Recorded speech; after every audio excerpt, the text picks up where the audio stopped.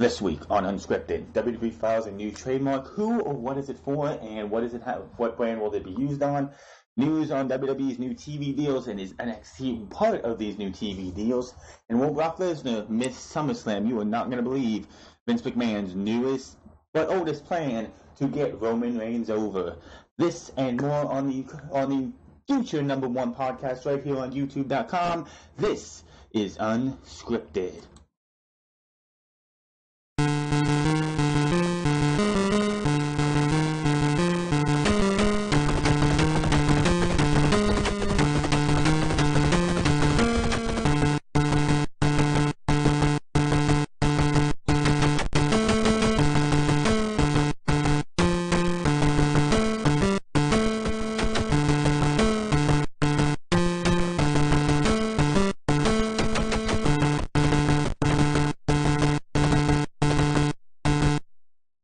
What is going on, everybody? It's the Fonz, and we're here for Unscripted, episode 26 for June 30th, the last day of June on 2018. We're officially halfway through the year completely, and halfway through summer with July and the beginning of August still to go. So if you live in the humid areas like I do, we still got another month and a half to go before we don't get any more humidity. So let's all just get through it. This week's Monday Night Raw and SmackDown Live were both bad. SmackDown could not capitalize on the great show they had last week where we saw Rusev get a #1 contender shot, his first ever singles one-on-one title shot for the WWE Championship in his career. I know it and you know it. He's not going to be winning the championship. It's just a stopgap to get us to SummerSlam, which is fine. Rusev needs to, when we get to Extreme Rules, and I will talk about it more when we get to there, that Rusev needs to come out guns blazing and make this the best match of his career. This is not a test for AJ Styles. How AJ Styles can put Rusev over to make him look good. This is a test for Rusev. We all know what AJ can do. We all know how good anybody will look with AJ Styles outside of Jinder Mahal, because nobody can make Jinder Mahal look good. Seth Rollins couldn't do it. AJ couldn't do it. Nobody can do it. But I digress. Rusev, of course, was there this week, and he faced Xavier Woods in a pretty damn good match on SmackDown Live. On the side of that, we got Kane, and people were jumping for joy. The crowd was just chanting for Team Hell No. I don't know why. I said it Tuesday, and I'll say it again. Team Hell No was one of the darkest times in Daniel Bryan's career, outside of him being fired for choking out Justin Roberts, I think it was, which was not his fault as much, because WWE just told him to go out there and cause chaos, and it just happened. But this was, in his time in WWE, was one of his darkest moments, and it was only thrown together because they had no idea what to do with Daniel Bryan. Team Hell No was not worth the nostalgia pop. That's all it is, and it's going to stretch thin very fast. Outside of Extreme Rules, that's got to be it for Team Hell No. Kane goes off to his mayoral race, and Daniel Bryan goes off to do whatever. I know the reason he's part of Team Hell No again is because they have nothing for him right now, because they can't just say we're going to give him a WWE Championship opportunity, because we don't know his contract status. As far as we all know, as in the wrestling community, we all know that his contract right now comes up on September 1st, and no, anybody who's like, if he does not resign, he can be all in. No, he cannot. Daniel Bryan has specifically said that unless he is coming out in the main event of the show, and the main event of the show is 12:01 on September 2nd, 2018, he cannot be at All In, because his contract does not come up until after September 1st. So he can't be at All In. But he could go to Japan. He could go to Ring of Honor. And you know WWE doesn't want that. The reason we don't see spring cleaning anymore, the reason we almost never see firings anymore. Austin Aries last year, I believe. We had Rich Swann last year or earlier this year. Probably the end of last year. We had Enzo, and now recently Big Cass. That's 4 firings, and I think there was one more. But that's 4 guys Usually, by the time we get to where we are now, there's 6, 7, 8 men and women being fired. Now, of course, they'll have spring cleaning probably down in NXT for no names that we don't know. I know we did have one of the Ely brothers released. We had, I can't remember her name, from the Mae Young Classic, who got destroyed in the first round by Shayna Baszler, were fired. But those guys and girls aren't seen on NXT TV right now. It takes a lot to get fired from WWE because Vince McMahon is in the mindset like the independence is not as bad as it used to be. Just letting somebody go back 5 years ago even was different than it is now. Letting somebody go now, they can go to New Japan, they can go to Ring of Honor, they can go to Impact Wrestling, which Impact Wrestling isn't what it was back 8 years ago, before Hulk Hogan came in and pretty much wrecked the whole place. WWE doesn't want to lose anybody because then they go make a big name for themselves. Look what happened with Cody Rhodes. Cody is just on fire. The guy sells merch out the wazoo, and he doesn't need to come back. He really doesn't need to come back. The Young Bucks, Kenny Omega, there's rumors going around that WWE is going to throw anything and everything at them to get them when their contracts come up at the end of the year. But WWE is going to have to realize that they don't have to come. They are bigger than WWE right now. Vince McMahon's like, oh, nobody's bigger than the WWE. So Kenny Omega is the IWGP Heavyweight Champion, and Chris Jericho, I didn't have the article, but Chris Jericho has said that based on impact of champion, Kenny Omega is the most important IWGP Heavyweight Champion of all time. But the simple fact is that you're going to see more people from this side of the pond, or this side of the world in the West, sitting here watching Kenny Omega matches. I actually watched Kazuchika Okada versus Kenny Omega when Kenny Omega won it. I might have watched it when somebody put it on YouTube. Thank you, man, who I can't remember his name. But thank you to that person for putting Chris Jericho versus Naito and Kenny Omega versus Kazuchika Okada and other and Dominion matches on YouTube, because I don't have the way to get the New Japan World right now and still being able to see those matches. Maybe not in order, or maybe not when they're live. Doesn't matter. There's still great matches. I'm a fan of Will Ospreay, so it was great to see his match against Takahashi, I believe it was, who ended up winning the Junior Heavyweight Championship. But that's not at this point. Guys like that don't have to come to WWE, because WWE is not the be-all, end-all it was. Not even 3 years ago, WWE was the be-all, end-all. Now you have guys like Cody, the Young Bucks, Matt and Nick Jackson. Look at Juice Robinson, who was CJ Parker in WWE. He's not got the brand success as a Matt, Nick Jackson or them, but he's making well in New Japan, and he's making a name for himself. Even Kevin Owens came on Twitter, was asked, I believe, about who he thinks is one of the best, something about, someone asked him about, who do you think outside of WWE is a good promo, and he said Juice Robinson. So getting high praised by Kevin Owens on your promo skills is always a good thing. Of course, we did get off track there, but SmackDown Live this week was pretty terrible. Outside of Sanity Sanity lost their first tag team match, which I said it, JD from New York said it, Brian Zane said it. I'm pretty sure, I haven't heard his review, but I'm pretty sure Solomon have said it too. Everyone has said, and it pissed a lot of people off, Sanity should not have lost that match. They did the right call by having Eric Young not win the U.S. Championship, even though I think I have that on here, that Jeff Hardy is going through a bunch of injuries. I believe I have that story.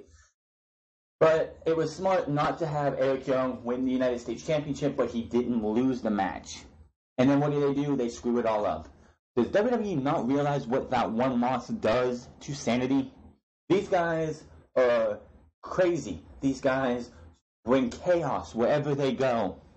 No one's going to take them serious now because you had them go out and jog to Jeff Hardy and the Usos, who are over like Rover and don't need a win right now. I will say, though, I said it when it happened, when he challenged Shinsuke Nakamura two nights after Money in the Bank, when he had the face paint on, he had the eyes covered in paint. He opens her up and he has the eyes covered in those netting eye contacts, whatever they are, that Jeff Hardy is turning into Brother Nero. And on a backstage segment, backstage pass, or whatever you want to call it, segment for WWE's YouTube page, you had the Usos do the stick, and then in the back of them, you had Jeff Hardy doing his fadeaway and classifying himself as obsolete.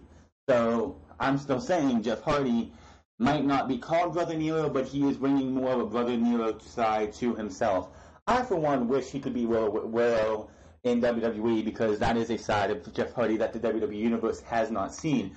Yes, I got to see Willow in TNA Impact when he first started it. I did miss the end of it because Impact just started getting worse and worse. So I was like, I can't watch this anymore. But Willow, and the problem with that is, one, WWE does not want to cover up Jeff Hardy's face because the Moneymaker, you know how Miz does the whole Moneymaker thing with his face, with his hand around across his face, over his face. That's more than just movies. That's WWE. Outside of the luchadors, Lucha House Party, and Sin Cara, everybody has to use facial expressions to get over. And having Jeff Hardy put a mask on to be Will-O-the-Wisp would be a hindrance to him. And besides, WWE likes the look of Jeff Hardy for the fans. We had Asuka not there tonight, not this past Tuesday. Carmella was in Australia. AJ Styles was in Australia promoting their upcoming 10,000, I think it was 100,000 or 10,000, I think it was 100,000 seat stadium show coming out in October, I believe it is. So those two were that's the reason those two went there, which is fine. You don't have to see your champions every single week, in moderation. It's also nice that I didn't have to stuff my ears during the Carmella promo, but it left us with James Ellsworth. James Ellsworthless. This dude was just awful. He comes out and he challenges Asuka to a fight. Paige comes out and tells him that she was away too. She was with her family. That's what they said. I don't know the exact reason. I've looked it up, couldn't find any reason. So I'm going to just say that she was at home with her family, which is fine. Again, you don't have to see Asuka every week, and it was fine.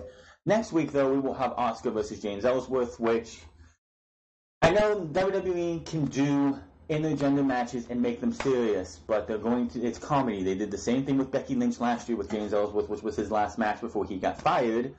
They brought him back just to pretty much make a comedy act out of this against Asuka. Asuka, this would not be her first intergender match. Just go ask Minoru Suzuki. Just go ask anybody who saw any footage of her facing Minoru Suzuki in Japan. It wasn't New Japan. It was whatever her promotion she was in. He beat the hell out of her. So Asuka could take on any guy in WWE and probably whip their ass. But again, it's going to be a comedy shtick for WWE. I'm not a big fan of intergender matches myself, but if they're done right, I don't have a problem with them. But they have to be done right.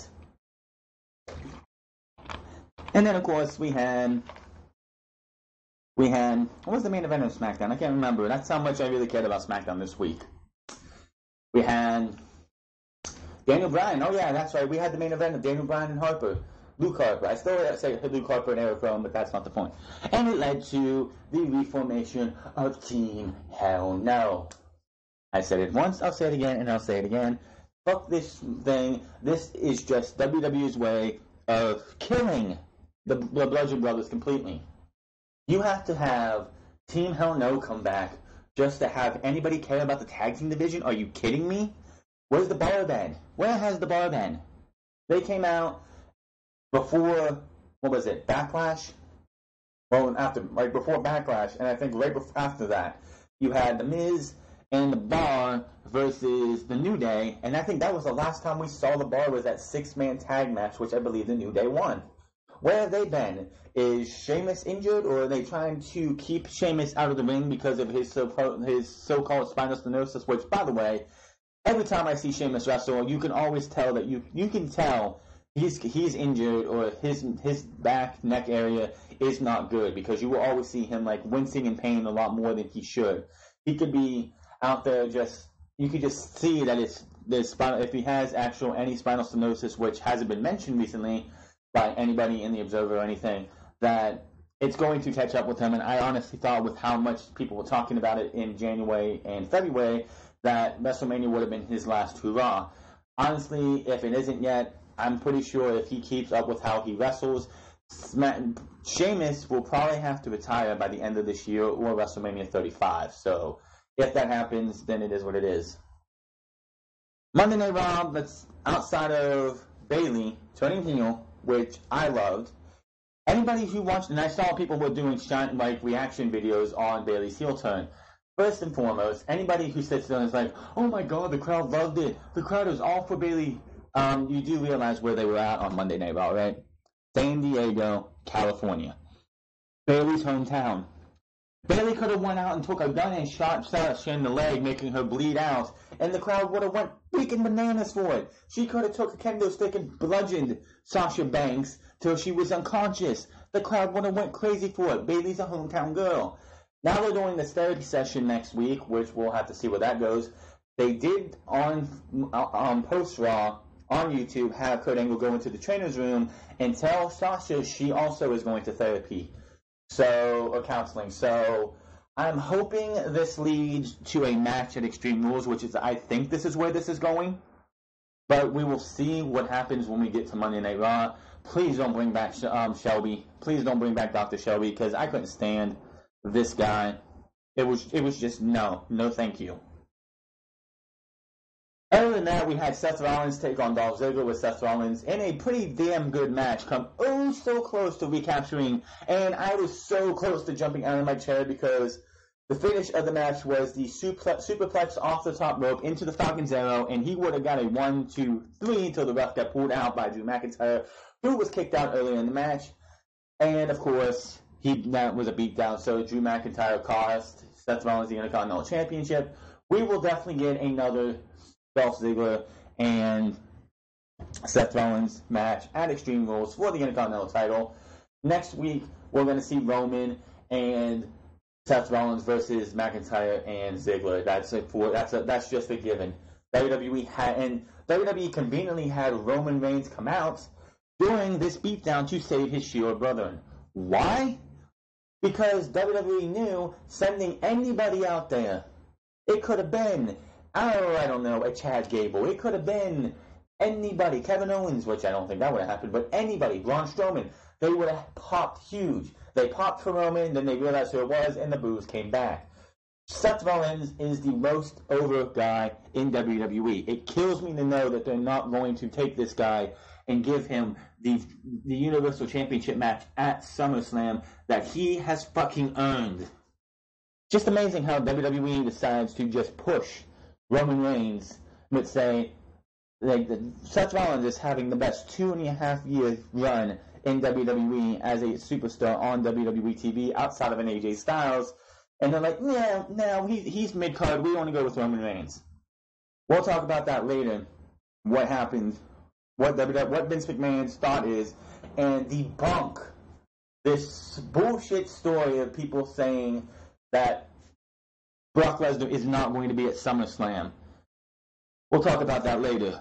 NXT, of course, was great. We had a 6-man tag match, and I said this before. That was the 5th, 1 on 3 on Albert Hall, 1 on Raw, 1 on SmackDown, 1 on 205 Live, and 1 on NXT. That was the 5th 6-man tag match of the week. Kind of getting burned down on those, and people would be like, oh, but there's single matches every time. Totally different. Outside of this 6-man tag match, and I'd say the one at Royal Albert Hall, if you want for the 5 in a row, which were the best, you have the one on NXT, Royal Albert Hall, 205 Live, and then whatever ones you want to, the one on SmackDown and Raw that you want to go with, fine. But this was great. This match was great. This match showed you why Ricochet is the future of this company if WWE doesn't kill him. This showed why it's going to probably be Adam Cole versus Ricochet at TakeOver Brooklyn, a match I'm looking forward to, and I fully expect, if that match happens, Ricochet winning the NXT North American Championship, because Adam Cole's going on to bigger and better things. And Adam Cole, at War Games, hopefully it's a War Games. If it's War Games 2, that'd be great. I said this on Wednesday, and I'm going to say it again. War Games, if it does come back next year, I'm hoping, you have 2 brands for NXT. The night after the Los Angeles NXT, you're going to have SmackDown versus Raw match is probably champion versus champion again. Why not have NXT UK, 4 men from NXT UK versus 4 men from NXT America? Don't care who it is. I said the Undisputed Era, but I don't know if Bobby Fish is going to be back by then. If you want to do a Ricochet and EC3 and Heavy Machinery, there's your 4 right there, versus Mustache Mountain. I wouldn't put Pete Dunne in that match because you're going to have him defend his title on this night. Mustache Mountain versus, and I'd say Travis Banks and Zach Gibson, even though Zach Gibson is a heel. I would find somebody. I would say Travis Banks, Mustache Mountain, and or you could have the baby faces for UK for the WWE NXT in America, and then you could have the Zach Gibson. You could have the Coffee Brothers, who are going to be her heels, and Zach Gibson, the Coffee Brothers, and Joseph Connors. There you go. Zach Gibson, Joseph Connors, and Joe and Mark Coffey. War Games, UK versus US. Brand warfare at War Games. It would be great. And then you can have Pete Dunne versus whoever you want. You could have whoever the NXT champion is that time, because I know Aleister Black's probably not even going to be NXT champion coming out of Brooklyn. That's probably going to be Tommaso Ciampa. I would probably see Tommaso Ciampa versus Johnny Gargano at NXT TakeOver Los Angeles, which would probably be War Games. Those two are brought up. The North American champion would probably be Ricochet going into that show, and you could have Ricochet in the War Games match. I imagine he would probably do wonders in a War Games match. But that's neither here nor there. This show, on to Wednesday, if you didn't watch anything else, was great. You should watch it. If you want to see anything else that's great this week, you should check out the United Kingdom tournament. I did put a review up for both nights on Wednesday morning, with Zach Gibson winning the whole entire tournament this year. You had matches with Zach Gibson versus Travis Banks, which was a great match. I don't care what anyone else says. That was a great match. The next night you had Pete Dunne versus Zach Gibson, which was a hell of a match. You had the Undisputed Era losing the tag team titles to Mustache Mountains, which was spoiled the week before. Thank you, WWE. Toni Storm showing why Toni Storm is going to be the first NXT UK Women's Champion. First, like plain and simple, her and Shayna Baszler put on a hell of a match. Toni Storm is good as selling, and I will say this, good as selling as Sasha Banks is on the main roster. The beatdown Sasha Banks got from Bayley this past Monday. Sasha Banks knows how to sell and sell well. Toni Storm, in her match with Shayna Baszler, sold like a champion. She's going to be your inaugural NXT Women's Champion, and she will probably hold that title whenever it comes out and becomes official for the rest of this year, probably going into whenever they do their own show. Now, will there be takeovers for NXT UK? I hope the hell so.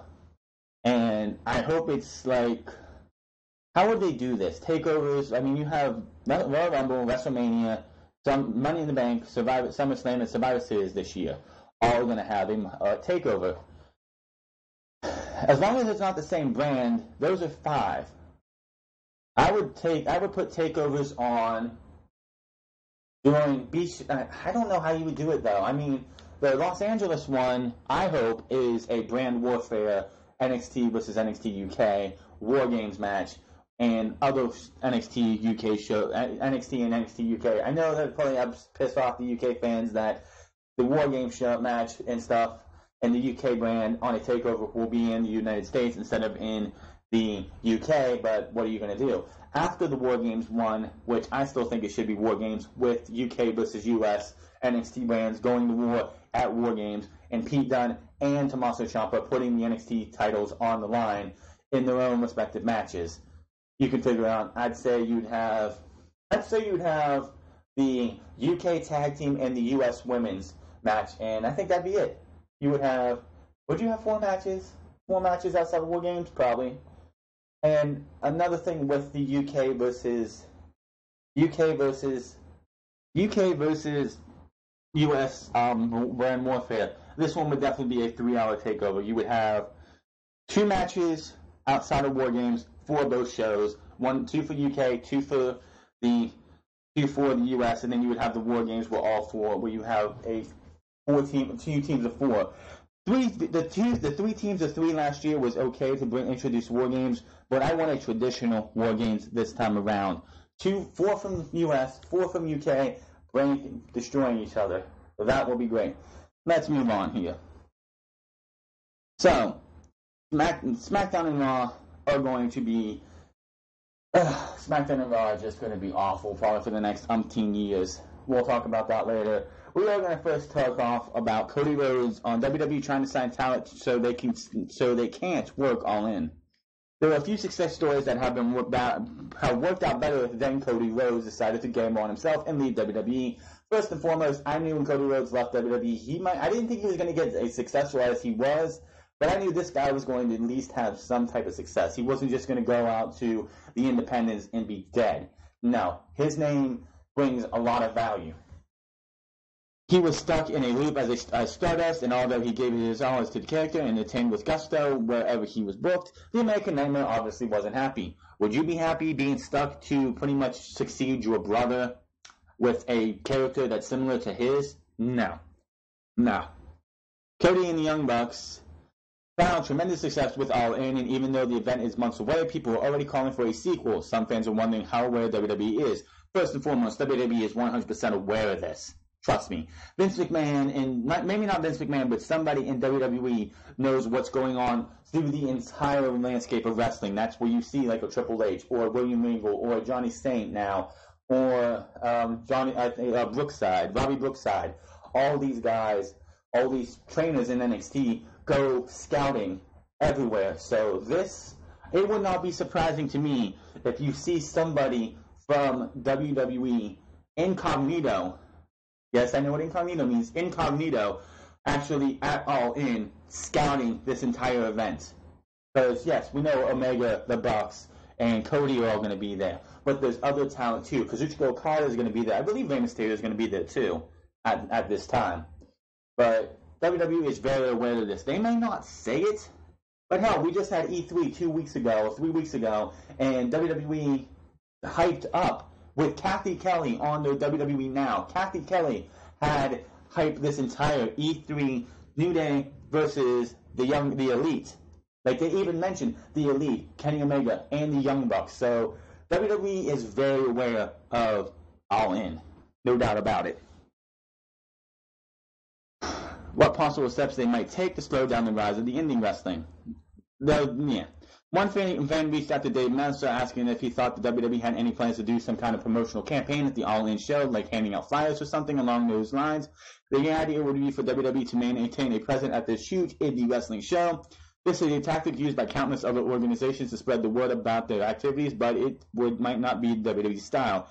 What they mean by that is, when they mean this is done by many different organizations, this is what you see when you go to WrestleMania week. There's not just WrestleMania, NXT TakeOver, the Hall of Fame, and all that stuff. You have Ring of Honor there. Last year, What Culture Pro Wrestling was there in WrestleMania 33.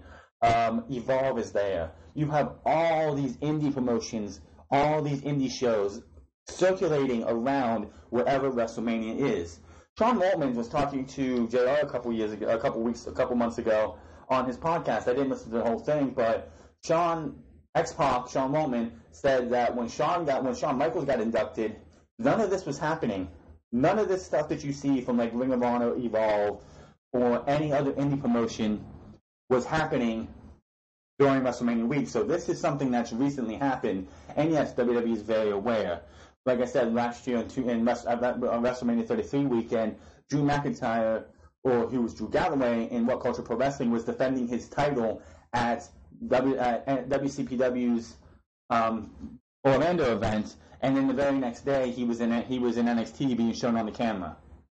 So WWE is very aware, and you will see talent get scooped up from this All-In event probably after this show. Also replied to this fan's question by saying, nope, not, and tickets are sold. All they can do is try and sign the talent on the show and pool them, and most are under contract. That's what passed that day. Cody already saw this reply from Dave Meltzer because he commented as well, saying that's a possibility. Everybody has different goals. If your goal is to take a meet-greet style handshake photo and pretend to be excited about going back to wrestling school, that's your prerogative. Ha!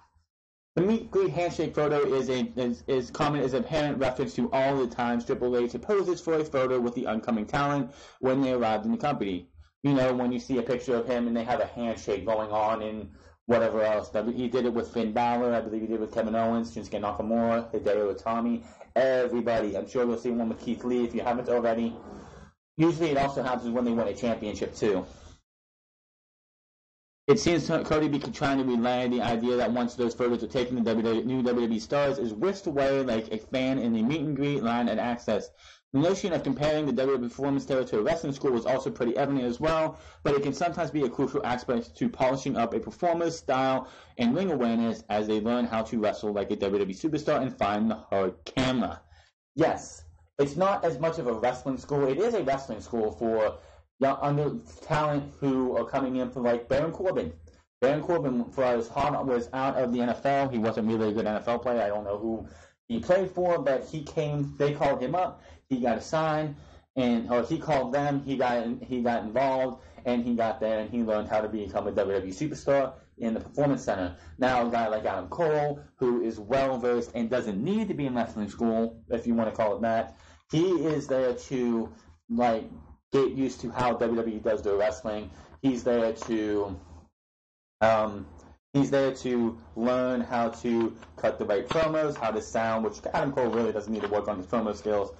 How to, you know, play to the crowd right, or get the hard, like entrances and everything. Like Kyle O'Reilly with him doing the Hulk Hogan thing with the belts.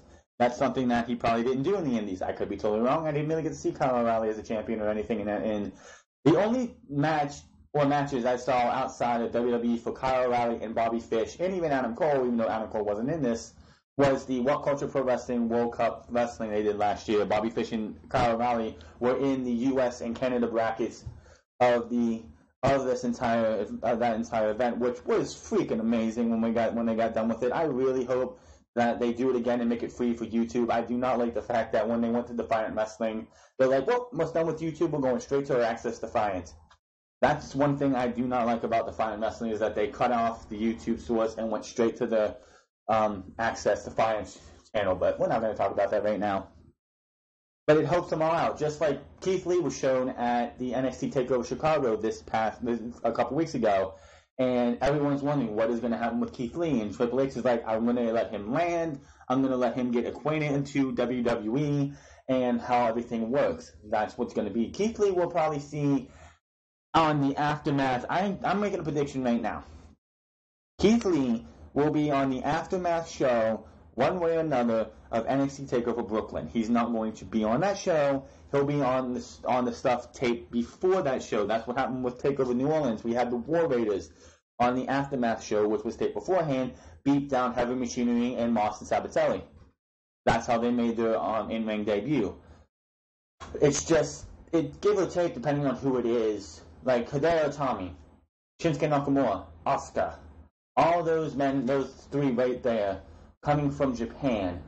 There's a language barrier there probably for majority of them. Yes, I know they all speak English. Not fluently, they do have broken English. But getting them to cut promos, getting them to, get acclimated to a WWE style, which for Shinsuke Nakamura is leagues different than the New Japan style, or I don't know where Asuka was at before, but I know that Hideo Itami came from Pro Wrestling Noah, and he is going to be going there for a event. I think I had that on my notes. I could be wrong. But those guys getting acclimated to the WWE style, because WWE style is so much safer and so much better, easier on the body than you would see a New Japan or Pro Wrestling Noah or any Japanese strong style show. So they had to, get acclimated.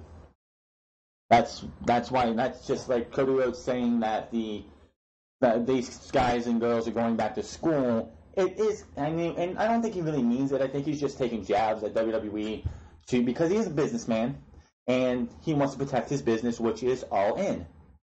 I would probably do the same thing, but I wouldn't be adding any malice to WWE. Even though Cody Rhodes said, and I think I reported it a couple weeks ago, that he does not see himself going back to WWE anytime soon. Never say never. There's already people saying, speculating CM Punk will be back in WWE eventually. I would not really expect CM Punk back in WWE until the old man is passed on and Triple H and Stephanie McMahon have taken over. If that. We'll just have to wait and see. But moving on here, we do have some... Shinsuke Nakamura explains on why he joined WWE. Shinsuke Nakamura was interviewed by Lillian Garcia at the Ace Comic-Con and was heavily applauded for his achievements so far since joining the company. Garcia put over the fact that he won the NXT Championship. By the way, if you want to hear the audio for this, I was looking through YouTube earlier. I wasn't actually searching for this, but usually on YouTube you get a recommended, especially when I use my PS4, it changes all the time. And the interview for this interview right here was on YouTube. So if you want to try and find the interview for Shinsuke Nakamura with Lillian Garcia, it is on YouTube at this time until it probably gets taken down unless Ace Comic-Con themselves put it up. Garcia put over the fact that he won the NXT Championship just 4 months after joining the company, won his first ever Royal Rumble match, and went to compete against AJ Styles in the WWE Championship match at WrestleMania 34, which was also his first ever. Garcia asked Nakamura if coming to WWE was always a goal, of which he responded no. Nakamura then went into detail why he decided to leave New Japan Pro Wrestling to sign with WWE. Nakamura says, and I quote, "In Japan, I thought I accomplished everything," said Nakamura, "so I tried other things. So then in 2015, I thought, what should I do next? At the time, my friend who works in WWE called me properly, it's time to challenge next. Then I decided to join WWE, so I didn't follow the WWE history, but I knew big names like Andre the Giant, Hulk Hogan, because they wrestled in Japan. When I was a kid, it was hard to watch WWE because I needed to go to the video shop, but I didn't have any money." Nakamura added that he did not want to do any research about WWE before he signed because he wanted to feel the element of surprise regarding how the company is. I like that. I really, really like that. Somebody comes in and doesn't know anything and just gets the element of surprise. That could be good or that could be bad, depending on how things go for you. Since joining WWE, Nakamura stated that he is surprised at what he has witnessed, mainly because he is used to the style of New Japan and that indies, including a lot of dangerous moves, instead WWE tries to keep simple and is much different than other companies. Regarding his fears with AJ Styles, Nakamura admitted that both he and Styles were nervous at WrestleMania 34 since it was such a big stage. However, he went on to say that as they started to compete in more matches against each other, the matches started to become good. He also showed his interest in competing against Styles again, but he knows that their matches will get better and better. Now, see, Shinsuke Nakamura Shinsuke Nakamura, I can buy all that. Now, the fact that he says that him and AJ Styles were nervous at WrestleMania, I don't buy that.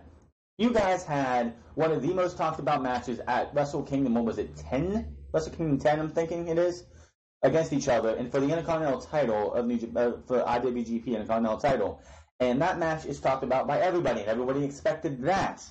Now, I'm pretty sure that these guys are not, silent or, doesn't know what people were talking about on social media. It was on Twitter, it was on Instagram, it was on YouTube. Everywhere people were talking about how these guys had one of the best matches in Wrestle Kingdom that year, and they expected to see that in WWE. So I could say that they weren't nervous, but they probably felt the pressure to put on a good show. He will say that. He doesn't want to say that they felt pressure, but to say that they were nervous, I don't buy that. Pressured, and they had the pressure to try and put on a great match, I can understand that more than them being nervous. Let me see. I can buy him not doing any research. It's just that's great to hear. Nakamura not having when he says a friend who works in WWE, I already know that's Matt Bloom. I already know his friend is Matt Bloom because Matt Bloom wrestled in New Japan for years. Him and Tyson Tomko had a tag team. I believe it was Tomko. I could be wrong, but I'm pretty sure it was Tomko. Let me know in the comment section below if I got this wrong.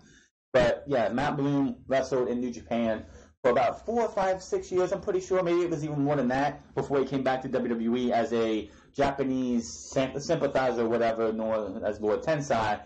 And then him coming back as an active wrestler was a bad idea. It was just a bad idea. But yes, that was his friend.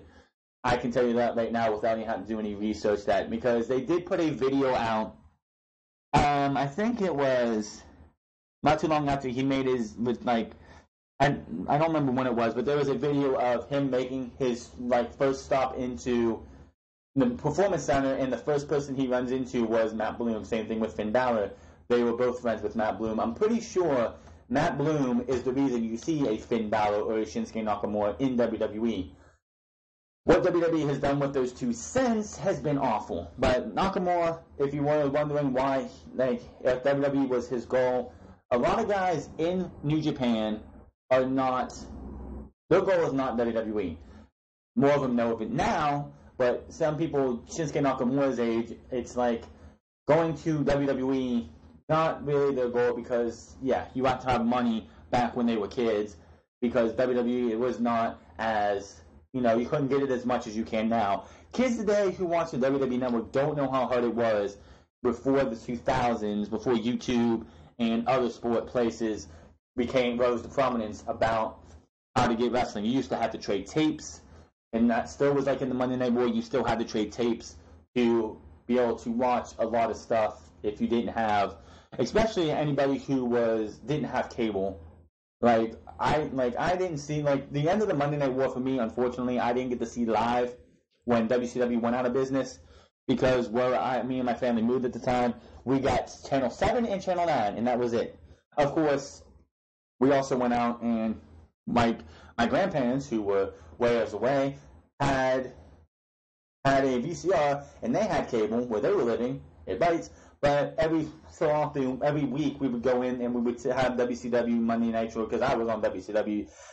Not because I didn't know anything about WWE until 2003. I'm going to admit that. I didn't, other than Owen Hart's death. I will say this. And other than Owen Hart's death, I didn't know nothing about WWF at the time until I started watching the Raw in 2003.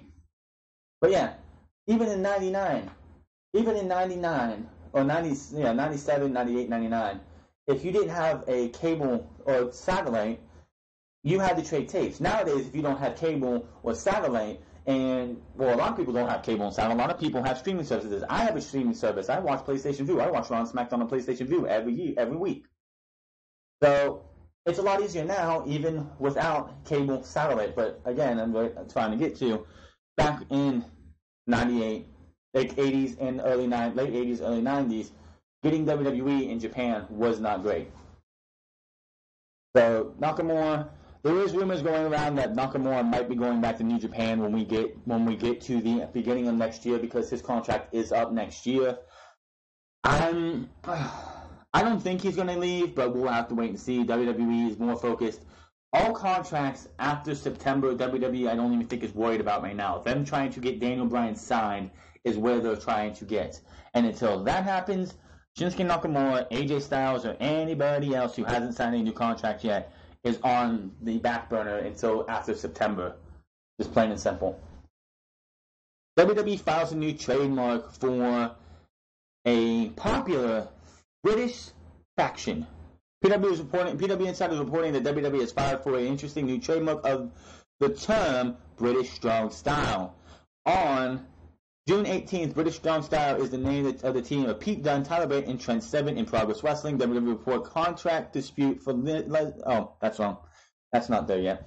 But yes, Tyler Bate, Trent Seven, and Pete Dunne, aka British Strong Style. We are going to be seeing a lot more of British Strong Style in WWE, and they did file what does this mean? They're just going to be used as British Strong Style a lot more. These guys have been part of the WWE UK scene since January of 2017, but the fact is that Pete Dunne was a heel. Well, he's technically a heel at times, but right now he's also a babyface. I find it interesting, though. I don't know what their standing is right now in Progress, but the last time I checked, British Strong Style was 3 heels. They were the Progress Tag Team Champions and the Progress Heavyweight Champion, which I believe is Travis Banks right now, but at one time they held those three pieces of gold. So it's going to be interesting to see what happens. Will Mustache Mountain and Pete join Pete Dunne as heels when they get the UK division up and running, or will all 3 guys be baby faces? I don't know. As long as Pete Dunne keeps his smug, I don't give a fuck about anybody else but myself. These guys are just helping me take care of everybody else. It'll be fine. I just hope that WWE and Triple H doesn't change Pete Dunne at all. I haven't seen Mustache Mountain as heels as much because I'm just used to Tyler Bate and Trent Seven from World Culture Pro Wrestling and this entire UK scene for WWE as babyfaces. So it's going to be really interesting to see what happens with British Strong Style, who are officially a product trademark of WWE. Does that mean they can still use the term British Strong Style in Progress? Yes. Until WWE says we're not working with Progress anymore, you guys work for us, so you're coming this way. And that's something else I want to talk about before we talk about anything else. WWE, of course, last Monday, and we saw it this past Monday, put out had Triple H and Johnny Saint come out and announce WWE United Kingdom NXT UK. When that starts up and running, will Progress and ICW lose everybody who works for WWE's UK division? Will Travis Banks have to lose the Progress Championship? Will Mustache Mountain and Pete Dunne and British Strong Style be taken out of the UK's other indie scenes with ICW and Progress and anywhere else? That is a big question, and I'm sure everybody who is a fan of Progress and ICW are worried that WWE is going to take the stars of Travis Banks, the Coffey Brothers, Mustache Mountain, Pete Dunne, ICW with Wolfgang, and anybody else away from them, and they're going to be left with bare bones, even though they have a... I hope they sign Kaylee Ray to WWE because she is definitely great, and I've seen some of her actions as a heel wrestler, and quite honestly, I want to see her be a heel on the UK brand. Kaylee Ray to WWE UK, please. But that is a big question that WWE we will have answered later this year when we start seeing WWE NXT UK on probably on the network. Will they be taken away from everywhere else and it's just the exclusive there? I don't know. Maybe with the fact that NXT US, here's the thing, with NXT US, or the US-based version of NXT, they have house shows. Maybe UK NXT doesn't have traveling house shows, but that's what Progress and ICW is still for. So they have that's the house shows for WWE. That's something else that people don't see, that I haven't seen anybody bring up. That yes, we do see house shows for the US version of NXT, but with the fact that you have partnerships with ICW and Progress, and they have their own events for their UK, for their stars, would we possibly see the WWE UK division for NXT just be WWE UK NXT UK as the TV show, while they use ICW and Progress as their house shows? Let me know in the comment section what you think about that. This story. WWE reports contract dispute for Brock Lesnar's next title defense. As noted, Paul Heyman took to Facebook this last weekend and blasted WWE's Raw General Manager Kurt Angle, Roman Reigns, Bobby Lashley, and others as Raw superstars prepare for a now-canceled multi-man match at Extreme Rules to determine the new number one contender for the Universal Champion, Brock Lesnar. Let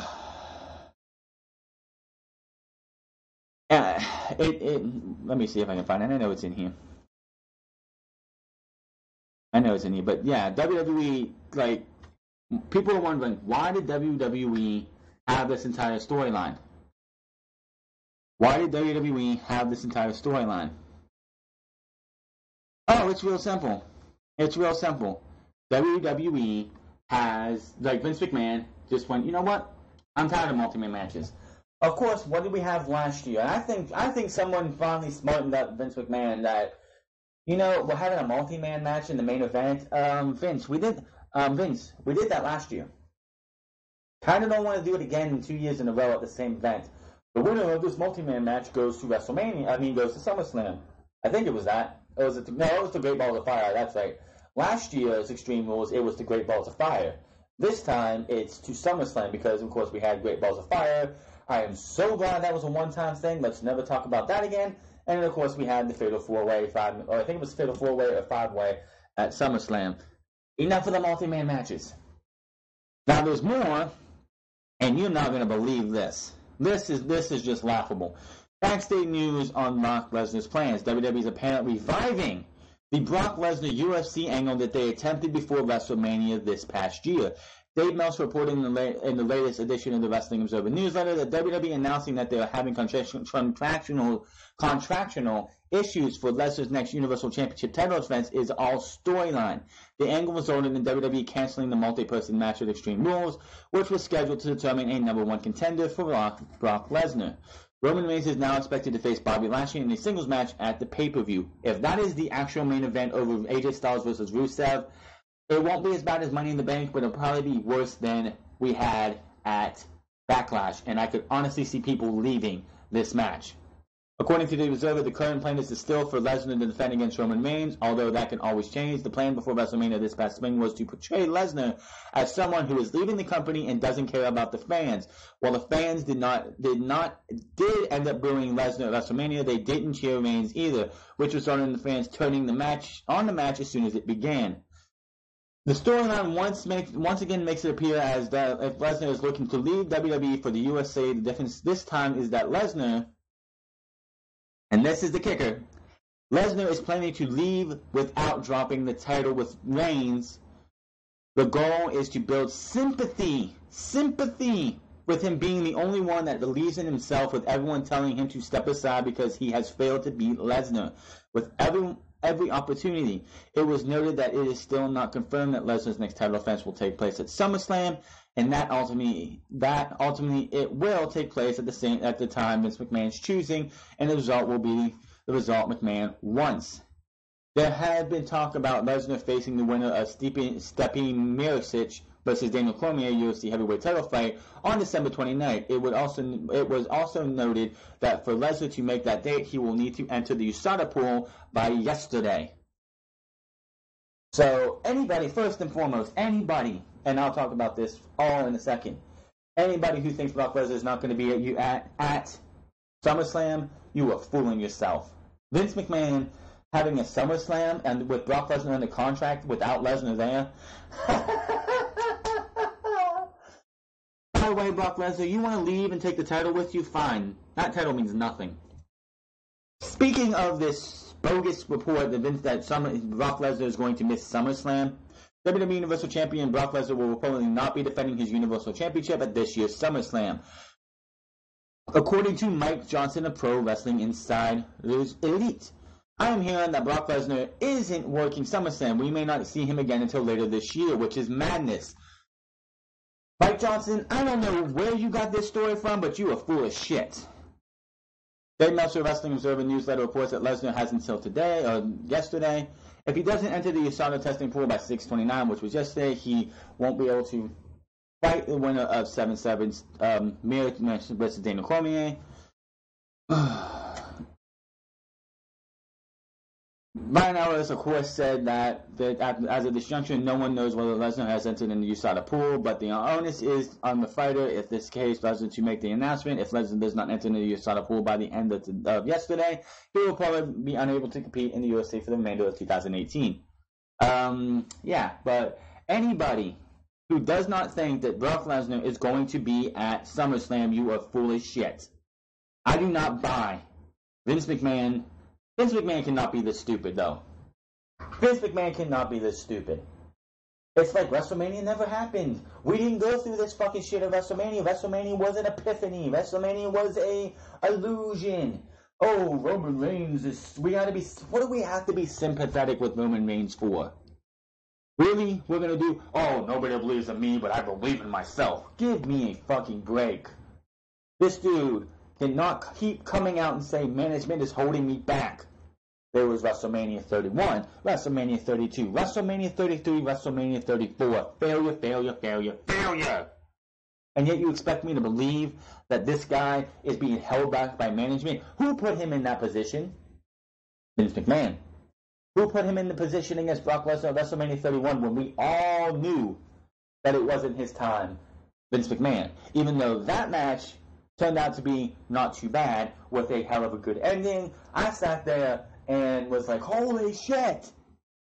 Never been done it before, and probably will never be done again with that type of finish, even though Braun Strowman might do that at SummerSlam, and they might have no choice.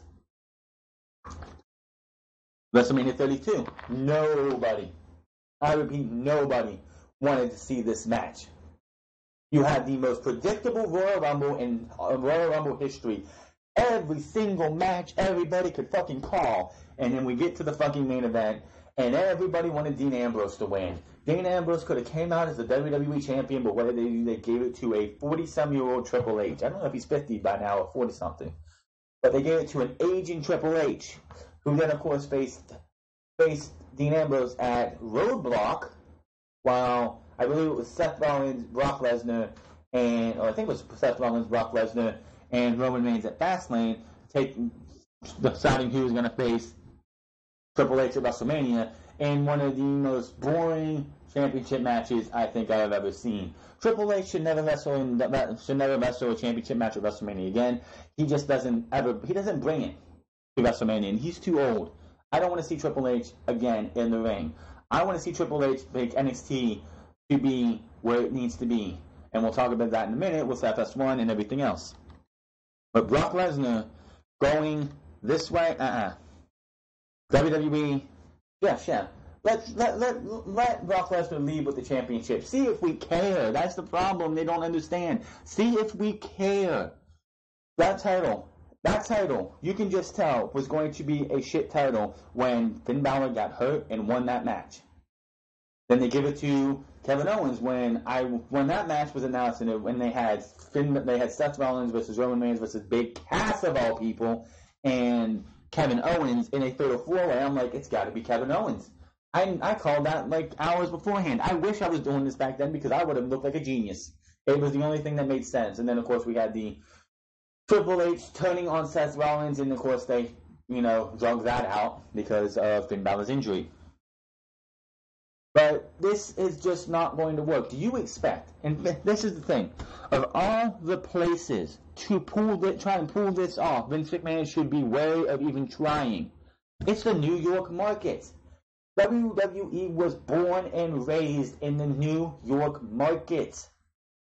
This is where his father, Vince Sr., had Bruno Sammartino sell out the Garden for years as the WWF champion.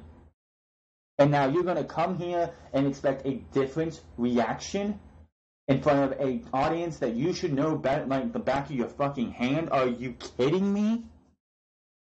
I'm going to be here laughing when that match goes on. Laughing in August when that match goes on. And Vince McMahon is in the back with egg on his face. Egg on his face. Why are they booing him? Why are they booing? Wait, why is everybody leaving? What is going on? This is going to blow up in Vince McMahon's face, and I can't wait for that to happen so I can come on here and say, I told you so. I'm going to say, and everyone else is going to say, that this match is going to be a failure. Bobby Lashley, it was like people were like, oh, he brought Bobby Lashley back to go up against Brock Lesnar. Yeah, that kind of went out the window when you had him come back and smile. Have Sami Zayn rip him to shreds on the fucking microphone about his sisters. Have drag kind like cross-dressing guys come out and portray his sisters, and Bobby Lashley didn't just go out there and kill Sami Zayn. This guy, you have ruined everything and anything that could work for Bobby Lashley within a 2-month period, and I don't want to see him versus Brock Lesnar either. I'm done talking about this. It's just going to fail. It's a fucking failure. That title means nothing. That title is worthless. The only reason it sort of worked when he was the WWE World Heavyweight Champion back in 2014, 2015 was because that title had so much prestige that Brock Lesnar holding that title was not going to do it harm. Nothing could beat what happened with Jinder Mahal, so yeah, we're going to go from there. Giving him a title that was not even a year old. A year old.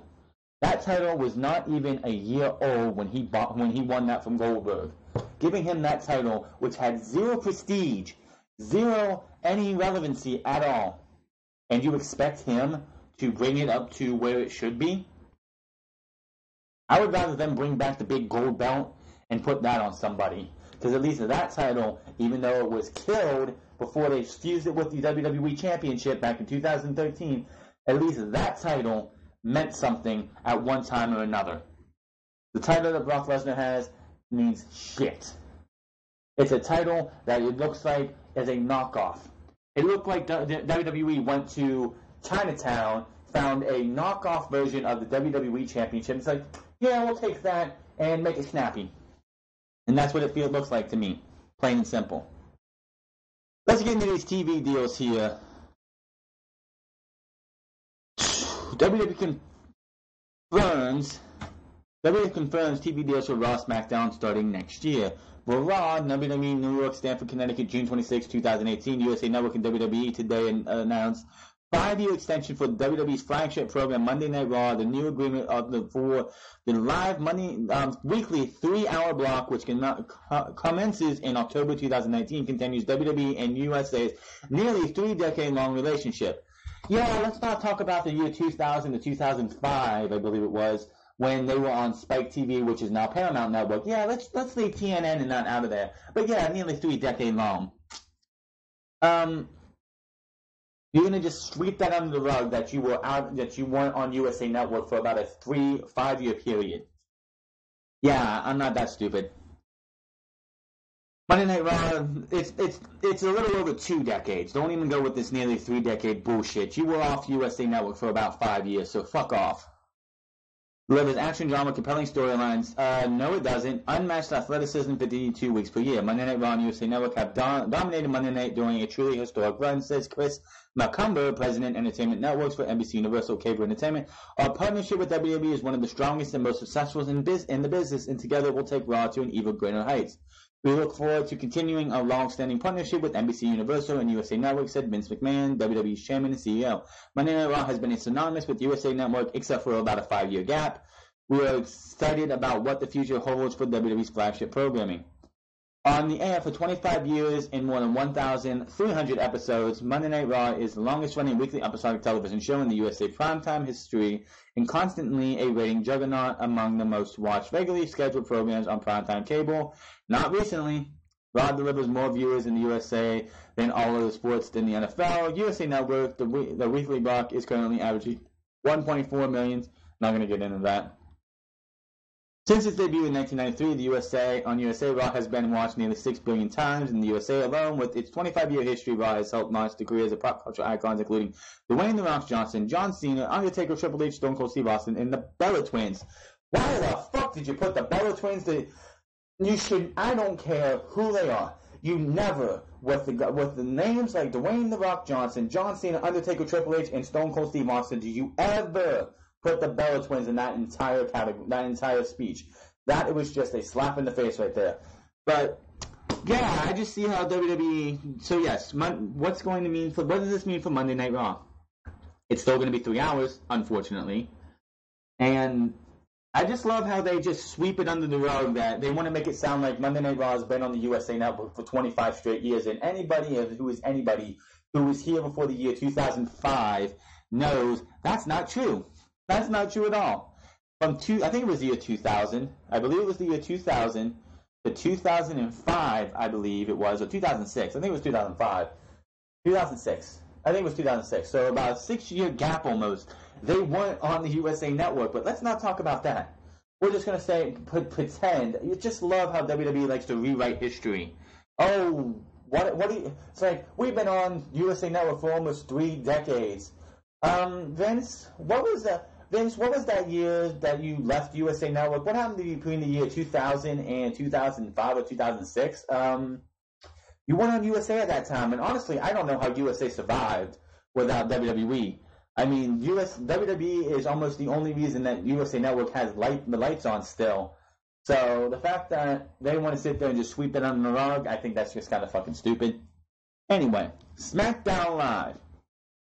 8/6/26/2018, New York and Stamford, Connecticut. For the first time ever, every Friday night beginning October 4th, 2009. Write that date down. October 4th, 2019. Fox Broadcast Network will air WWE's flagship program, SmackDown Live, as part of the new 5-year agreement with Fox Sports. The weekly 2-hour live event will air 52 weeks a year and captivate fans with a unique combination of edge of your seat action, unpredictable drama, bullshit, and world-class athleticism. I'm just going to put this out there. Unpredictable drama. Bullshit. WWE is so predictable nowadays. I don't know why they even put that in there, but whatever. Moving on. At Fox, we are thrilled to welcome WWE to the Fox Sports family and bring SmackDown Live to broadcast television, said Eric Shanks, President, COO, and Executive Producer of Fox Sports. We are huge fans and know that together Fox Sports will be the leader in live events for the foreseeable future. Well, now you got the NFL for Thursday nights. You got Monday. You got Fox. You got WWE for SmackDown Live. I really wish they would have got Monday Night Raw so we'd have 2 hours of Monday Night Raw. But whatever. WWE and Fox are a perfect match, said Vince McMahon, WWE's chairman and CEO, moving SmackDown Live to broadcast TV and having the ability to leverage Fox's extensive portfolio of world-class sporting events will expand the reach of our flagship programming. WWE SmackDown Live is consistent winner of television, currently averaging 1.3 million viewers, whatever. On air for almost 20 years and nearly 1,000 episodes. By the way, they will have their 1,000th episode in October.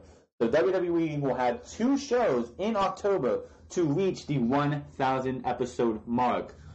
Will WWE actually give us a good episode of SmackDown for that 1,000 episode? I doubt it. Look what we had at Mount Raw 25 this past January. That was a stinker, and SmackDown is getting ready for its 1,000th celebration. Will we see The Rock back that night? Maybe. I mean, it's got to be. SmackDown Live is the second longest running weekend episodic television show in U.S. primetime history, only behind Monday Night Raw. SmackDown Live is currently among the most watched regularly scheduled program on primetime cable and delivers more viewers than the primetime cable spot in the U.S., 2.9 million average viewers. Now, that was what happened. And what does that mean for SmackDown Live? It's most likely going to stay live. People are wondering, is SmackDown going to be taped again? Is SmackDown going to go live? First off, this is great for WWE for the simple fact is more people will get SmackDown Live. Why do you say that? Because unlike Monday Night Raw, which will stay on cable, if you have an antenna on, if you have an old metal, old steel, or an old antenna on the top of your house, or you have one installed later, you don't have to have cable for SmackDown Live. All you have to do is get a antenna, like an antenna adapter, and you could be watching SmackDown Live every Friday night. And the fact that it's going to stay live, because I guarantee you Fox does not want a taped product when you have the NFL over there. You have, I think they get some college games and other sports like NASCAR and I'm kind of reaching here. I don't know what else they get, but they also they had the World Cup. They had the World Cup this year. They have football that's always live. They're not going to want to have a taped product, so that's great because SmackDown Live, honestly, outside of the early 2000s when they started the brand split and you had the SmackDown 6, SmackDown taped has been unwatchable. SmackDown Live has been unwatchable when Jinder Mahal was the WWE champion, and last week was a good show. This week sucked, but they're decent as it is. I'm telling you now, though, I honestly think if SmackDown doesn't do, unlike cable, SmackDown Live has to have a good rating, or Fox will step in and be like, listen, you need to up your quality so people keep watching, or we're going to pull that deal. We're going to pull that deal. Apparently, that after 2020, I believe it is, they can go back and renegotiate this deal. So, quite honestly, WWE's got to make sure SmackDown is the A show. They don't have to do shit with Monday Night Raw because they keep the lights on in USA Network pretty much outside of a couple shows, which nobody really watches half the time. But SmackDown has to have good shows. They can't go and just lay an egg. They have to put on good shows, especially when they have a year later they can renegotiate and Fox comes in and is like, so your show has been abysmal. People haven't been watching. Yeah, we're not going to give you as much. We're going to renegotiate this, and we're actually going to bring this down from your $1 billion down to, half of that.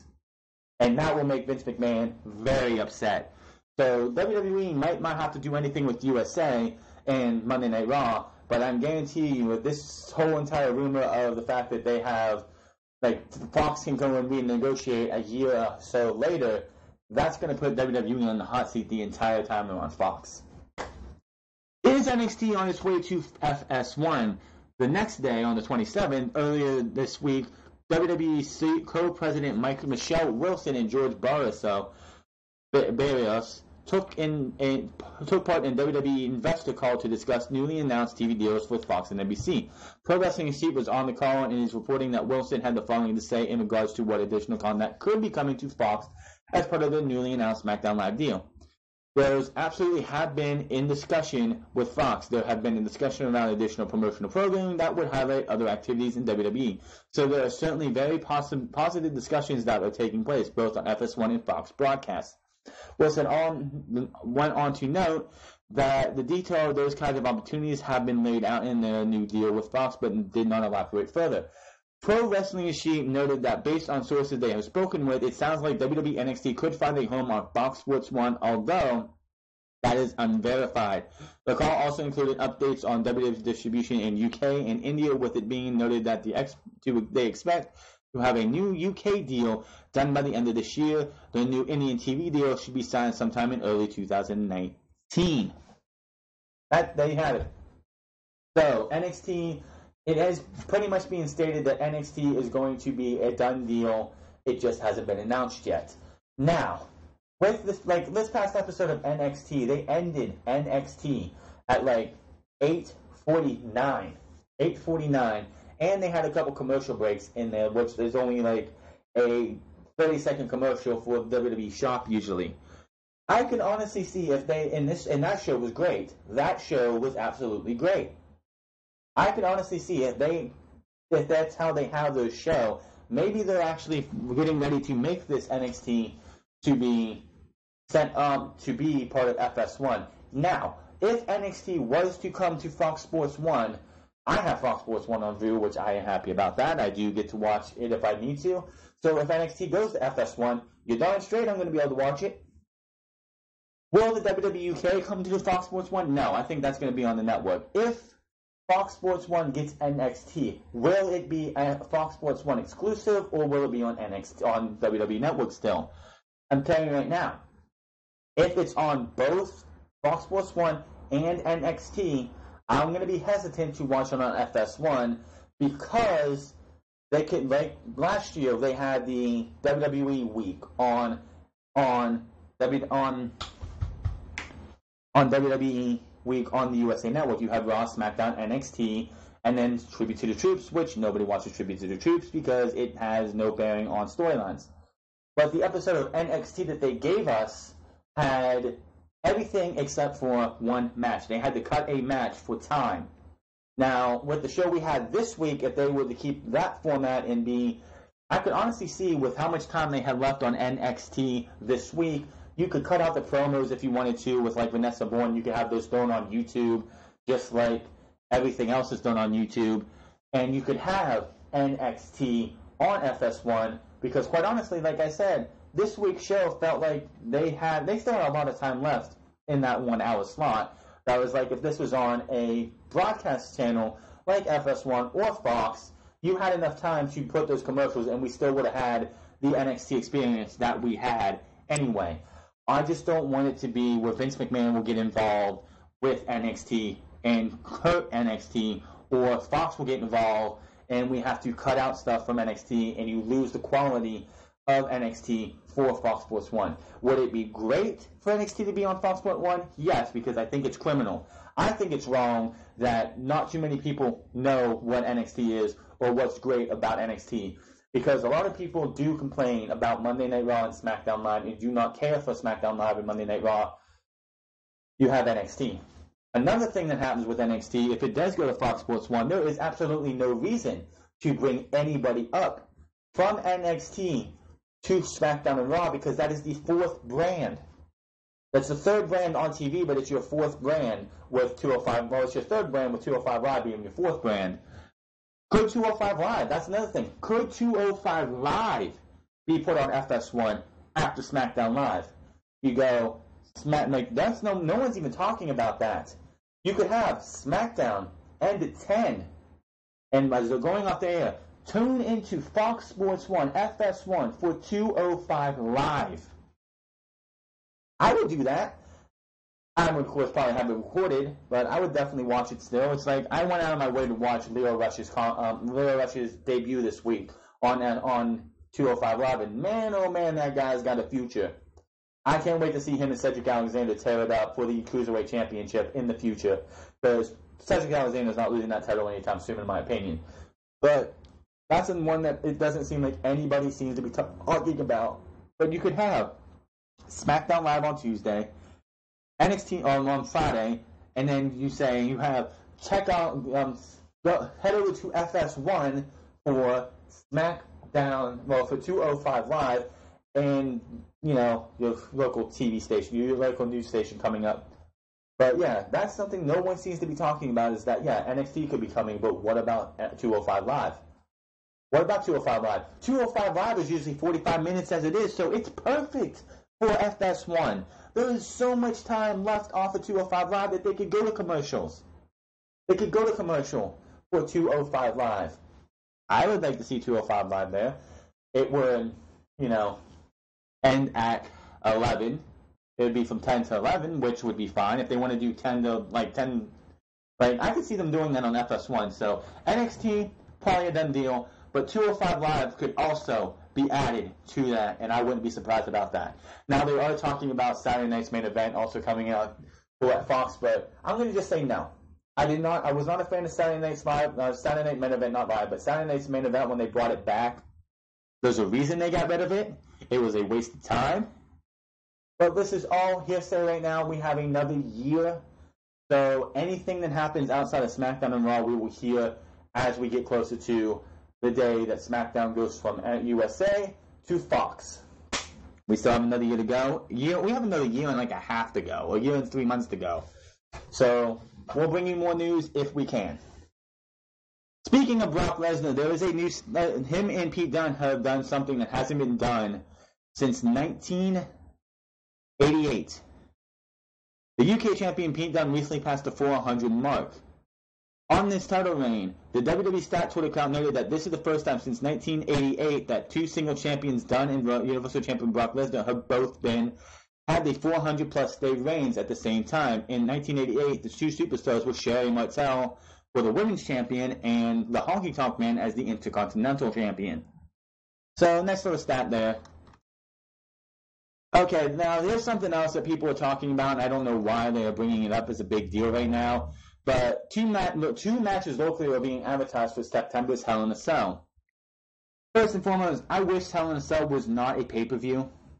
Hell in a Cell, 2004. My first taste of Hell in a Cell was Bad Blood, 2004. Yeah, Bad Blood, 2004. Triple H versus Shawn Michaels.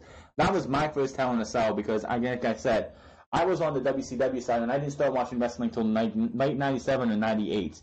Whenever the Goldberg Hulk Hogan match happened, that was probably 98. Yeah, I didn't start watching wrestling till then, and I watched how a hot show became a cold and dead show in WCW and how it became dead. I didn't start watching WWE until 2003 because, again, when me, my mom, my dad, my brother, sister, and all of us moved out into the countryside, and we only got Channel 7 and Channel 9. We didn't get anything else, so I missed out on the Invasion angle. Unfortunately, I watched that a couple months ago on the network, and I kind of regret that. But I didn't get to see any of that stuff live, and the first thing I ever got to see really was Shawn Michaels Triple H Last Man Standing, with a match on Monday Night Raw where Shawn Michaels super kicked Triple H, fell over him, and Bischoff counted 1, 2, 3, but called it a tie because both men's shoulders were down. Monday Night Raw was still pulling in 4 and 5s in the ratings still at this time. But then, of course, as we got past WrestleMania 20 and we got to Bad Blood, Shawn Michaels and Triple H, who I guess were in a very heated rivalry at the time because, again, I wasn't there for 2002's return of Shawn Michaels. These two went to a Hell in a Cell, which Triple H, of course, won, but I saw that brutal match. That match felt natural, felt like it was needed. It didn't feel forced. Hell in a Cell nowadays feels forced. Feels like it's like just there to have it. TLC, Hell in a Cell, and any other pay-per-view that is, like Money in the Bank, I guess is fine. It's like the King of the Ring. That's one thing, but Hell in a Cell and TLC should not be pay-per-views. They are only warranted when you need a blow-off match. I hate the fact that these two stipulations have been scrubbed. Even the Elimination Chamber. The Elimination Chamber I think I'm fine with too. It just feels like it's a more like modern one that like I guess that's fine. But like Hell in a Cell is meant to be the end of a feud. Yeah, we had one of the best Hell in a Cell matches in the last 10 years this past October when we had the New Day versus the Usos in a brutal Hell in a Cell match, which was great. It was, like I said, one of the best Hell in a Cell matches in the last 10 years. I'm not saying it was the best Hell in a Cell match overall. I will not say that The Undertaker versus Mankind or Undertaker versus Shawn Michaels were the best Hell in a Cell matches because I didn't see them live. I couldn't tell you what my favorite Hell in a Cell match was. Probably Shawn Michaels versus Triple H, just because of how brutal that got. That's my opinion. When they went to Hell in a Cell as a pay-per-view, I'm like, don't do this. It diminishes the specialness of this match. And then, of course, we had Hell in a Cell at WrestleMania 32. We had Hell in a Cell at WrestleMania 28. So, and those were in the era of WrestleMania Hell in a Cell as a pay-per-view. So that's 3 Hell in a Cells in 1 year. It's too much. Too much. But why people are going crazy about this is beyond me. The AT&T Center in San Antonio, Texas has confirmed the 2018 Hell in a Cell pay-per-view for Sunday, September 16th. Why they brought it into September is beyond me. KSAT in San Antonio reports that 2 big matches are scheduled for the Hell in a Cell, Samoa Joe versus AJ Styles. For the WWE Championship, they do have AJ Styles marked as a WWE Championship in this ad. But we'll get to that in a second. And Roman Reigns versus Kevin Owens. No title, no mention of a title, so hold on. WWE has not confirmed these matches, but they are likely included in the official release to local media outlets. Card subject to change. Card subject to change.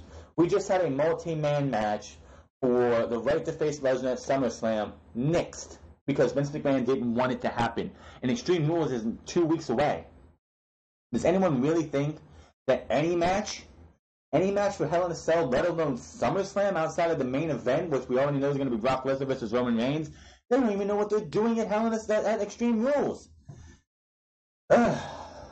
This is just card subject to change. You have to put something out there. This is just like Fastlane, when we had AJ Styles putting on, and it was scheduled to face Shinsuke Nakamura, Randy Orton, somebody else, Kevin Owens, Sami Zayn, in a fatal 5-way. It was a 6-pack challenge where you didn't see Shinsuke Nakamura, and John Cena was added, and Baron Corbin and a couple other people were added. Dolph Ziggler, Baron Corbin, and John Cena were all added.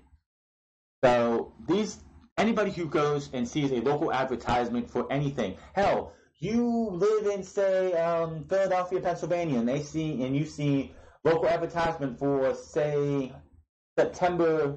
I'm just throwing this out there. September house shows, and it says Daniel Bryan versus WWE Champion AJ Styles. That's card subject to change. They're just throwing something out there so you buy tickets. Nobody wants to see Roman Reigns versus Kevin Owens, but AJ Styles versus Samoa Joe WWE Championship, yes, that better be in Hell in a Cell. And this is the thing. WWE has been using Global Wrestling Global Wrestling Network's footage on the WWE Network for everything that they can. They did it for the Table for 3 with AJ Styles, Kurt Angle, and Shane McMahon. They did it for the Hardy's Woken, which you should go see. This is a time for them to get footage, or it doesn't have to be footage, it could be pictures or something. You have to build this. If AJ Styles and Samoa Joe are going to be at SummerSlam and at Hell in a Cell, this needs to be the time to have these guys be showcased the right way, with footage from their clashes in Impact Wrestling TNA. You did it on the network. I would love to see them do a network special for Samoa Joe versus AJ Styles, and they could just use as much Global Wrestling Network footage as they need to. And they can have this talk about how these guys have come to blows with each other. The only 5-star match that Impact Wrestling TNA has ever got was with these two with Christopher Daniels. It needs to happen. You need to talk to Global, like Impact Wrestling and Anthem, and have them help you make a video package for these two, because you don't have anything between these two yet. This would be the first time these two in a single feud. It needs to happen because they have so much history together. This will be their first time going one-on-one in WWE. So I can see that one being in Hell in a Cell, but Roman Reigns versus Kevin Owens, no. Why would I want to see Roman Reigns versus Kevin Owens again? No, thank you. Moving on. How many more stories we got here tonight? I'm on for almost 2 hours, it looks like. Let me see here. No, already did that. What else we got now? Oh, the reason 205 Live is no longer on Monday Night Raw. I can think of million reasons. But WWE 205 Live superstars are no longer appearing on Raw as part of the company's strategy to try and change their perception of the Cruiserweight division. According to PW Insider, the decision was made when Triple H took over as 205 Live showrunner, as a way to keep talent from being overexposed and to make sure they kept in a position where they could be protected. Or, here's another reason, because every single match you see on 205 Live outperforms WWE Raw. Every single match you have seen on 205 Live is outperforming everyone on Monday Night Raw outside of Seth Rollins versus Dolph Ziggler from this past week and the week before that. And that's about it. Any match that Seth Rollins is in is about the only thing that 205 Live on the usual does not outperform, because Seth Rollins is just awesome. He should be your next Universal Champion, but we know how WWE is going to go with that. But that is why, and also because WWE is, like, Monday Night Raw is character driven, while 205 Live is wrestling driven now, which kind of hurt Drew Gulak, who was coming into his own as a character, and they stripped all that stuff away. Even though he does have a character in 205 Live, it's just not the one he had, where he was like campaigning for a better 205 Live and wants everybody to stop doing flips. Now, his character is, if you don't want to stop doing flips, I'm going to put you in the Dragon Sleeper, which they call the Gulak, which is stupid. But they put him in the Dragon Sleeper, and you're going to make them sleep.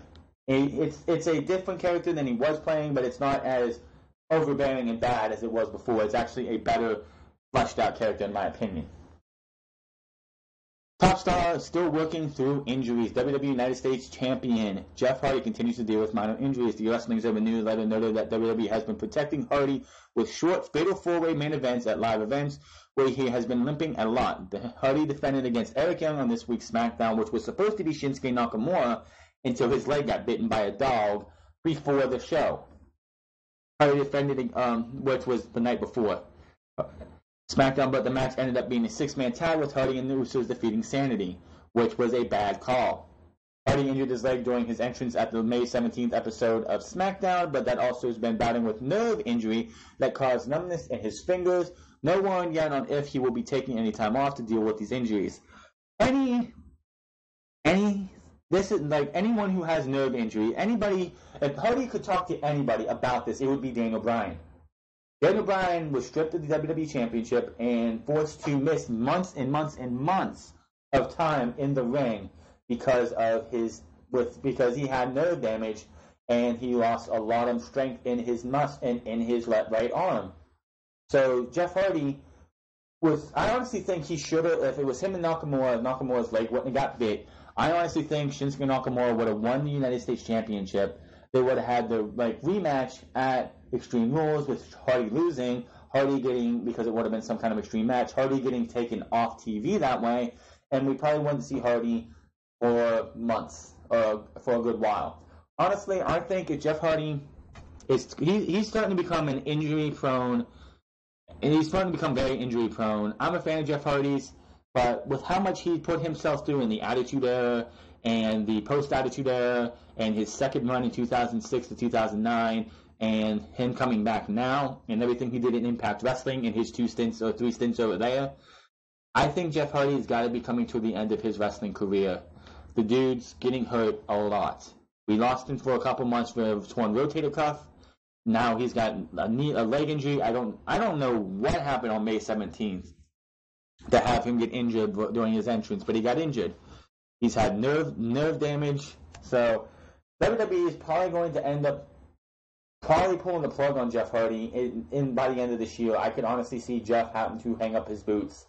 And if I was a betting man, it would suck for Jeff Hardy, but he needs to think more about his girls, the Hardy girls as he calls them, over his wrestling career. Him going down and working in in the Performance Center as a trainer or somebody helping the business that way would be great. But Jeff Hardy's really got to, I know WWE wants to give him another championship, like a WWE championship run down the line, but I think it's going to be better for him to actually call it a career soon before the nerve damage gets worse and he ends up becoming paralyzed off of a bad spot or something goes wrong.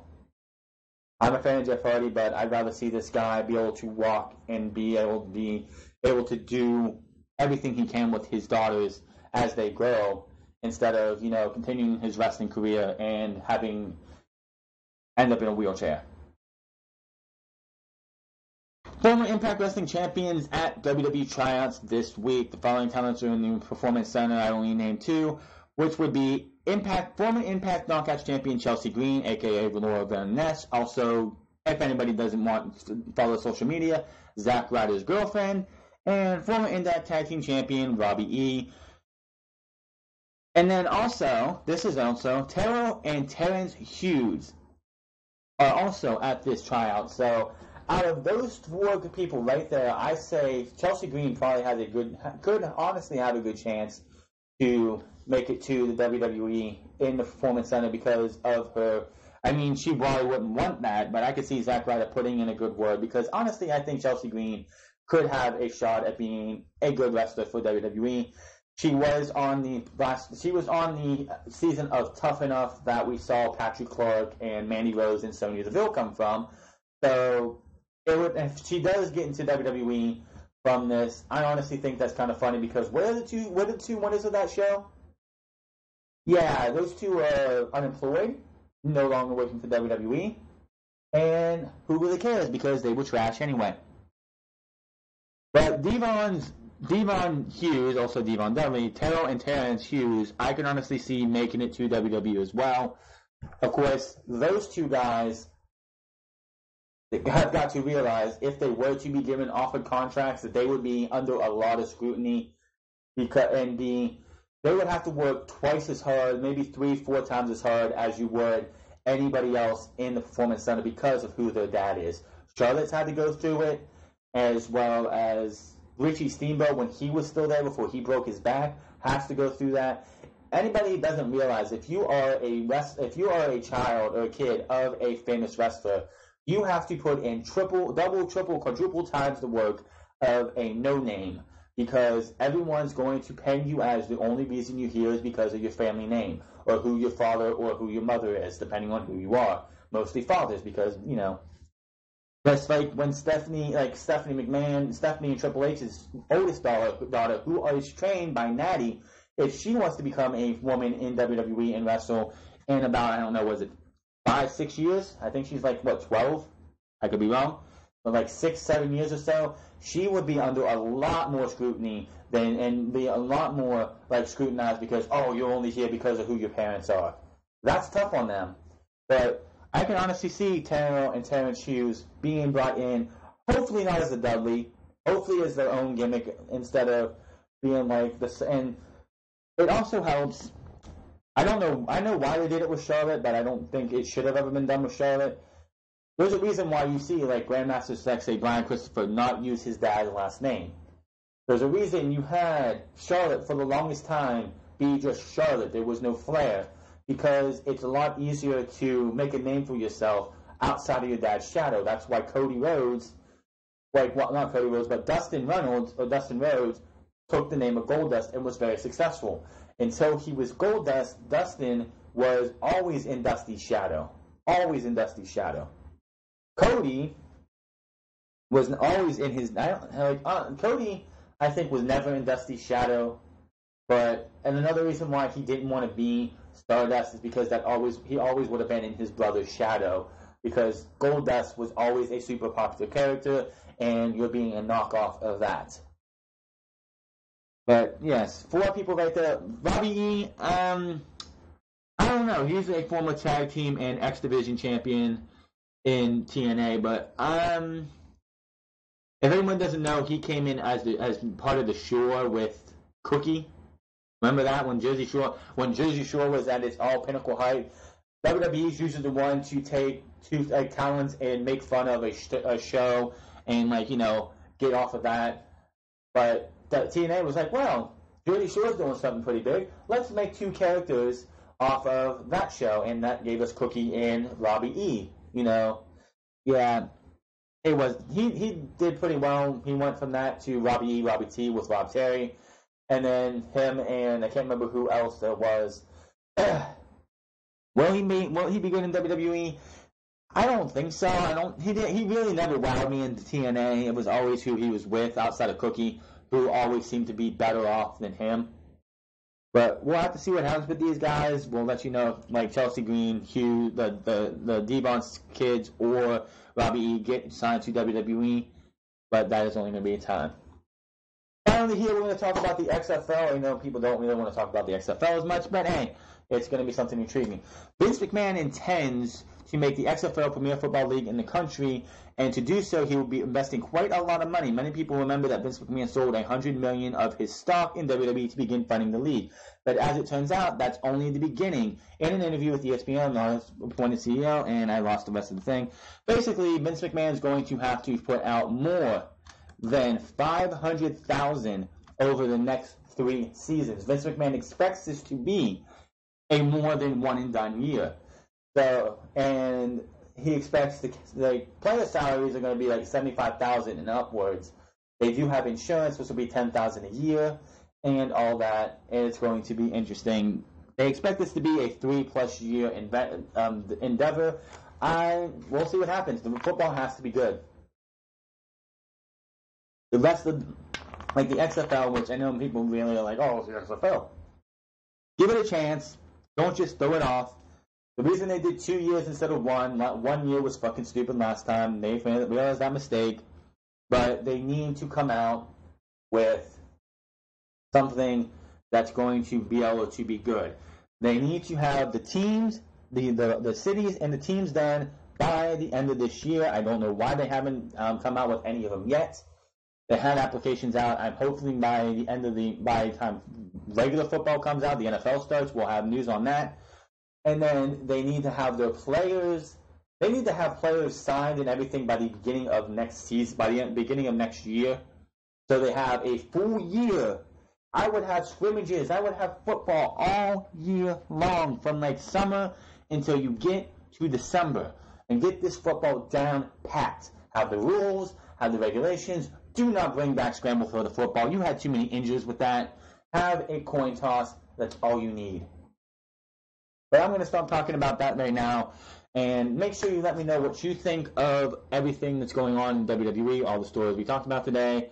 There is a lot going on that I did not get to cover because there's always just so much news, but there is so much still ready to go. We are 2 weeks away from Extreme Rules, and WWE still has no idea what they're doing with Brock Lesnar. Brock Lesnar is not the reason behind all of these controversial things that are going on. It's just storyline. Vince McMahon needs to get out of his ass, needs to get off the Roman Reigns agenda.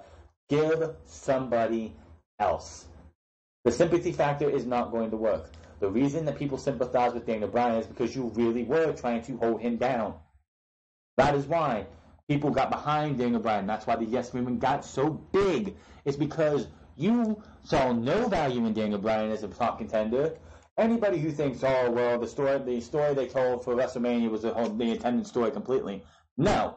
WrestleMania 30 was supposed to end with Dave Bautista beating Randy Orton in a one-on-one match for the WWE World Championship, and it fell flat.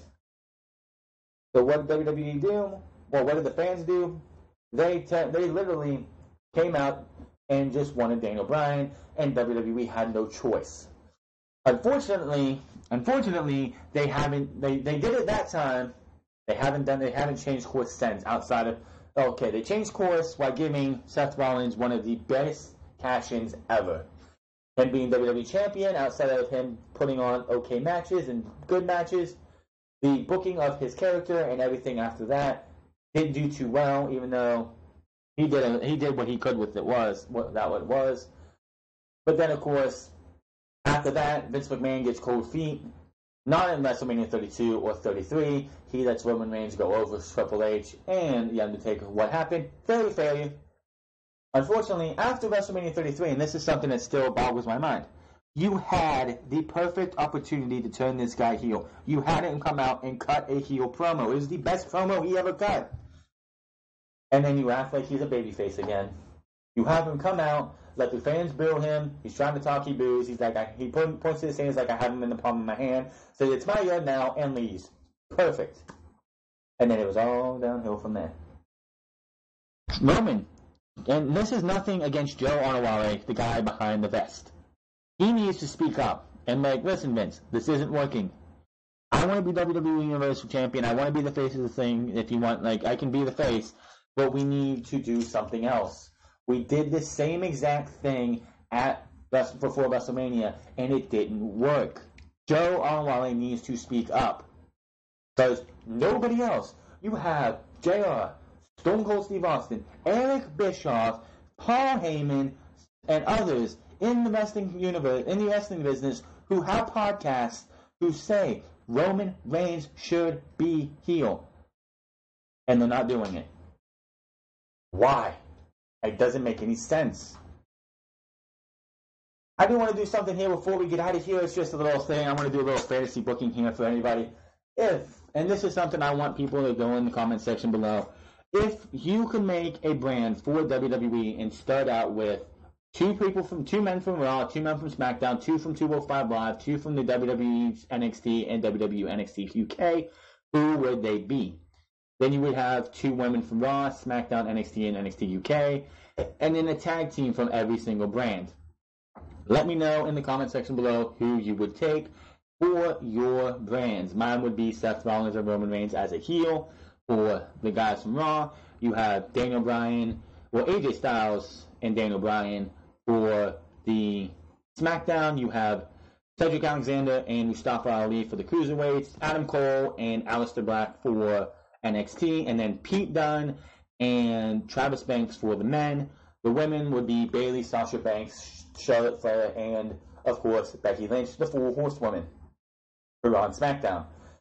Shayna Baszler and Kairi Sane for NXT, and Toni Storm and Killer Kelly, I think I would do too, for the women, for all of them. And then, of course, we would have Mustache Mountain and the Coffee Brothers for UK. We would have the remaining. We would have Kyle O'Reilly and Bobby Fish.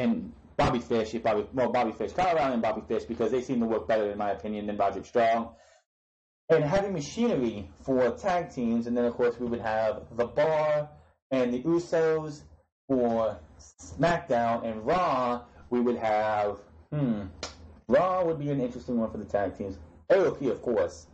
And to round it out for tag teams, I would go with the Revival. AOP and the Revival. And there you go. Let me know in the comment section below if you could take a member, 2 from Raw, two men from Raw, SmackDown, and both NXTs, and 205 Live, and of course for the and I don't have really a tag team for the 205 Live, but take 2 men from Raw, SmackDown, both NXTs and 205 Live, 2 women from Raw, SmackDown, both NXTs, and a tag team from both Raw, 2 tag teams from Raw, SmackDown, NXT UK, and 205 Live, if you can think of any, and put them in the comment section below. I would like to do this every once a week of something you would like to book. But until then, my name is The Franz. Make sure to follow me on Twitter at The Franz. Hit that like button down. Hit that subscribe. Hit that follow button.